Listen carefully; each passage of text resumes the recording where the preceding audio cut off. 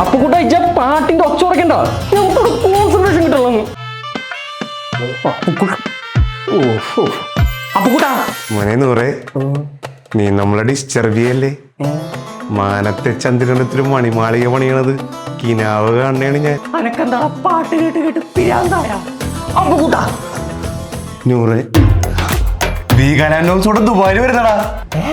അവരുടെ customer meet ഉണ്ടല്ലോ ഇവിടെ ദുബായിൽ നടക്കുന്നുണ്ടെന്ന്. ഇതറിഞ്ഞപ്പോ കിനാവ് കാണുകടാ ഞാൻ. നൂറേ, നൂറെടാ.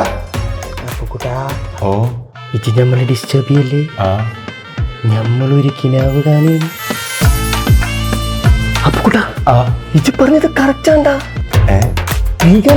മണിമാളിക സുൽത്താൻ തന്നെ.